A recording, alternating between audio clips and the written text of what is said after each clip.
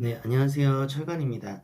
오늘은 내용이 좀 많기 때문에 1차 약물과 2차 약물 설명 들어가기 전에 우리가 신장의 좀 기능들을 아셔야 오늘 내용들을 좀 이해가 가실 거예요. 그래서 신장의 기능에 대해서 먼저 좀 알려드릴게요.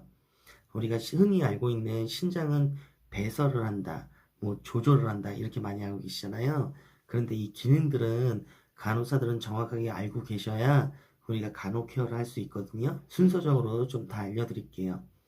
우선은 신장이 산염기의 기능을 교정을 해줘요. 에프론의 기능적 단위를 보셨을 때 앞쪽 부분은 HCO3가 들락날락 하면서 교정한다. 그리고 뒤쪽 부분은 수소가 들락날락 하면서 교정을 해준다. 이렇게 생각하시면 좋을 것 같아요.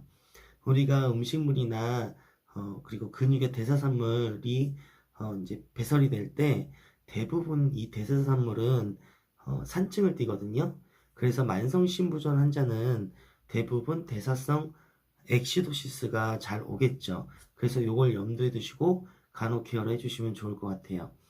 그리고 대부분은 탄수화물, 단백질, 지방의 대사산물인데 단백질, 특히나 단백질은 좀 잘 보셔야 되는 이유가 이 아이가 분해가 되면서 요소, 요산, 암모니아, 그리고 질소로 나눠지기 때문에 이 아이들이 나가고 못 나가고에 따라서 또 여러 질환이 갈려져요. 그래서 얘네들을 일단 배출을 한다. 이렇게 좀 생각을 해주고 계시고요. 우리가 만약에 신장이 나빠지면 소변량이 줄잖아요. 그죠? 그러면은 혈압은 당연히 올라갈 거고 신체는 이 부종이 일어나겠죠. 당연히 전해진의 불균형이 일어나는데 특히나 우리가 가장 중요하게 보고 있는 칼륨, 그리고 칼슘, 나트륨 이런 것들을 좀 잘 봐주셔야겠죠? 약도 먹게 되는데 약뿐만 아니라 이런 모든 수용성 약물들이 역시나 신장이 나쁠 때 쓸 때 이런 약을 쓸 때는 조심해 주셔야 돼요.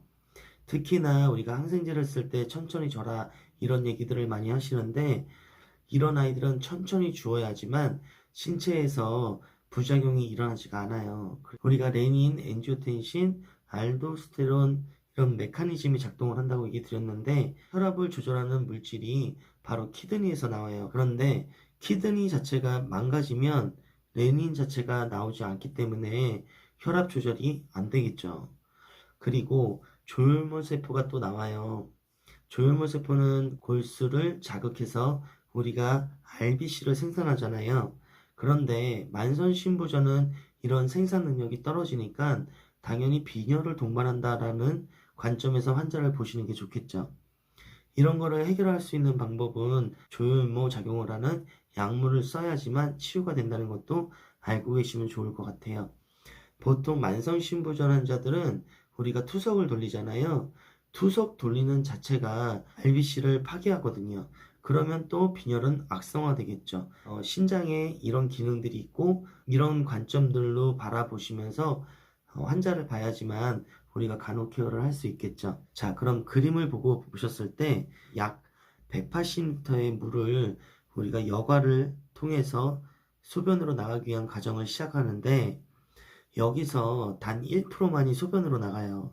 그러니까 노폐물이 굉장히 많고 또 고농도라는 걸 알 수 있겠죠? 만약에 혈압이 낮으면 정수압이 낮아지기 때문에 소변 배출은 당연히 안 되겠죠. 체내에 잔류하게 돼요. 우리가 아미노산은 질소가 많다라고 얘기 드렸잖아요. 자, 간이 나쁘면 이 질소를 요소로 전환을 해야 되는데 못하게 되잖아요. 즉, 체내에 많아지게 되면 우리가 흔히 볼 수 있는 증상이 가려움증도 있고요. 그만큼 삼투질 농도도 올라간다. 이렇게 좀 생각해 주시면 좋을 것 같아요. 신장 안에서는 우리가 ADH와 알도스테론도 같이 작용을 하고 있구나라는 것도 기본적으로 좀 알고 계시면 좋을 것 같고요. 자, 이 그림에 나와 있는 이 신호는 신장의 기능적 단위라고 얘기를 하잖아요. 자, 기능적 단위라는 말의 의미를 아셔야 되는데 콩팥의 기능을 작게 축소해 놓은 이게 거의 130만 개가 되거든요. 이 130만 개 정도가 되는 네프론들이 바로 이 신장의 기능들을 해주고 있고 적어도 3분의 1 정도가 기능을 해야지만 신장이 원하는 일들을 할 수 있구나 라는 거를 기본적인 지식으로 해서 가져가시면 좋을 것 같아요. 자, 그러면 이 그림의 제일 앞부분을 보시면 사구체에서 이제 물이 다 빠져나가게 되는데 정수압과 산투압이 있어요. 산투압이 크면은 물이 들어오려고 하는 거고요. 정수압이 크게 되면 물을 내보내려고 하는 거거든요. 자, 그럼 여과에서는 당연히 정수압이 크겠죠. 그래서 물을 전부 다 내보내는 거고요. 분비를 해주고 필요 없는 것들은 다 계속 걸러내는 과정을 거치면서 결국은 우리가 필요 없는 노폐물과 물이 나가게 되는 거죠. 자, 그러면 이제 약물을 좀 한번 시작을 해볼게요. 1차 약물 이뇨제에는 총 5가지가 있다라고 얘기를 드렸어요. 그럼 가장 많이 쓰이는 약부터, 그리고 가장 강력하다라고 하는 약부터 순서대로 좀 알려드려 볼게요. 작용 기전을 이온에 맞추시고, 또 하나는 특징적인 부작용에 맞추셔서 공부하시면 훨씬 수월하게 머리에 입력이 되실 거예요. 자, 그럼 시아지드부터 좀 알아볼게요. 당연히 시아지드는 이온들을 배출하겠죠. 나트륨과 칼륨을 배설을 하고요. 상대적으로 칼슘이나 HCO3 이런 것들의 배설은 좀 적어요. 그래서 요붕증 치료라 고칼슘 환자한테 치료 약물로 쓰이는 거고요. 이 아이는 요산 배출을 억제해요. 이게 특징적인 부작용인데 요산 배출이 적어지면 통풍이 되겠죠. 그래서 기존의 통풍 환자들은 이 약을 쓸 때는 좀 주의를 해주셔야 되고, 물론 안 쓰겠지만, 자, 부작용은 당연히 통풍이 오고 요산 배출이 안 되니까 칼슘이 올라가겠구나 라고 생각을 해주시는데, 한 가지 더, 이 약은 고혈당을 유발시켜요. 그래서 당뇨 환자한테는 좀 주의 깊게 봐주셔야겠구나 라는 것을 좀 생각해 줄 수 있겠죠. 효력은 루프만큼은 크진 않지만 루피에 비해서는 부작용은 낮기 때문에 그걸 고려해서 사용을 해주시는 거고요. 그러면 이온의 기준을 맞추라고 얘기 드렸잖아요. 칼륨이 낮아져요. 그러면 칼륨을 낮추는 약물들을 지난 영상에서 제가 알려드렸는데 몇 가지 없어요. 그때그때 나올 때마다 암기해 주시면 좋을 것 같고요.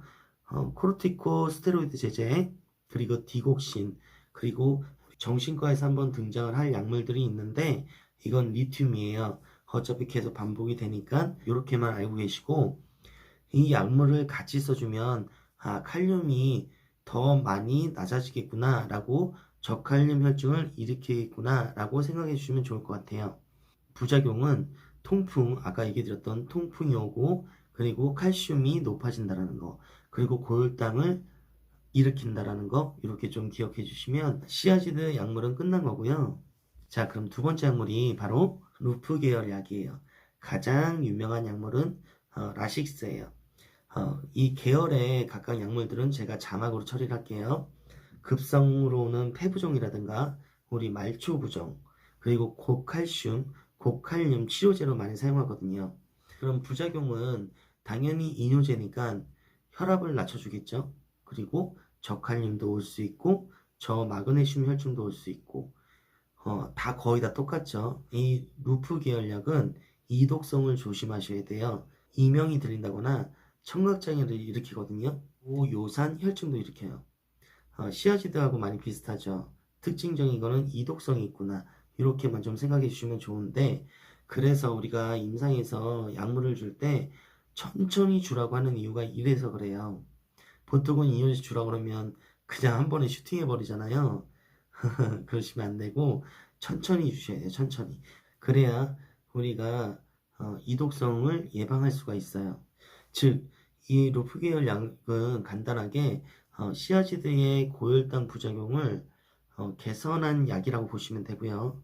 마찬가지로 요산은 높이지만 시아지드보다 더 빠르고 강력한 약이기 때문에 임상에서 굉장히 많이 사용을 하고 있어요. 신장 기능이 떨어져 있어도 사용이 가능해요. 만성 신부전 환자도 사용이 가능할 수 있겠구나라고 생각할 수 있겠죠. 그래서 세 번째 약물이 이제 칼륨 스페어링 이뇨제예요.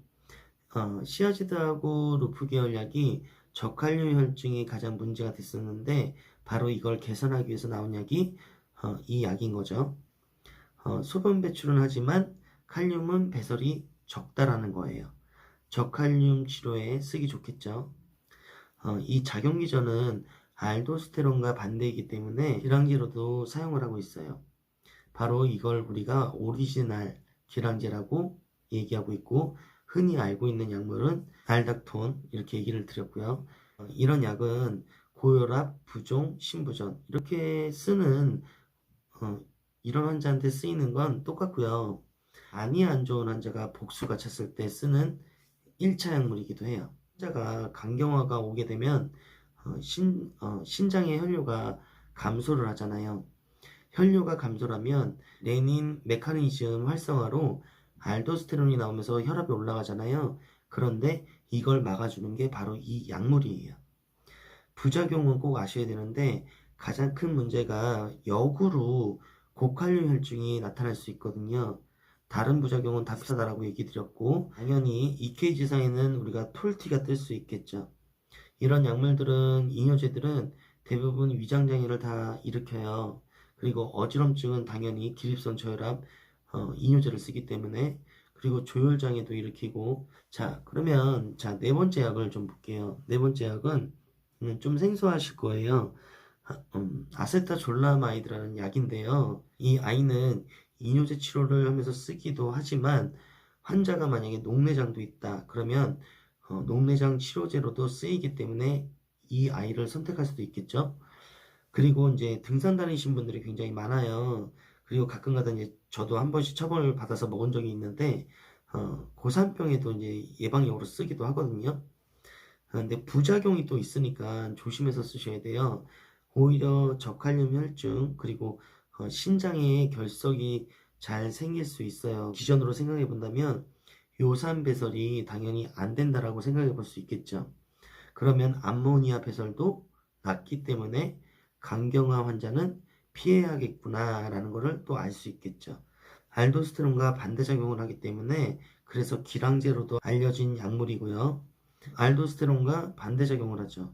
그래서 기량제로 사용을 하는데 알도스테론 자체가 칼륨을 내보내고 혈압을 낮추잖아요. 그래서 이 약물은 반대로 작용은 칼륨을 내보내고 나트륨은 재흡수를 해줘요.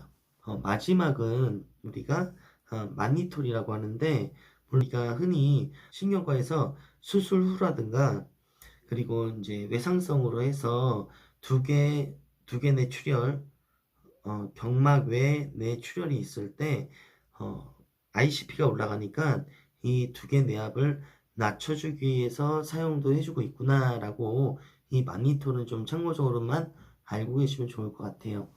오늘 내용이 너무 길어서 최대한 좀 가장 중요한 것만 좀 알려드린다고 좀 이렇게 설명을 해드렸는데 이해가 잘 가실지 모르겠네요. 최소한 간략하게 설명해드린다고 오긴 왔는데 여기까지만 오늘은 좀 해야 될 것 같고요. 이제 1차 약물 중에서 CCB하고 그리고 레닌, 엔지오텐신, 알도 시스템 요 부분은 이미 한 번씩 다 언급했던 거라 좀 다음 영상에서는 좀 짧게 하면서 그렇게 또 설명을 해드릴게요. 그럼 다음 영상에서 또 뵙겠습니다.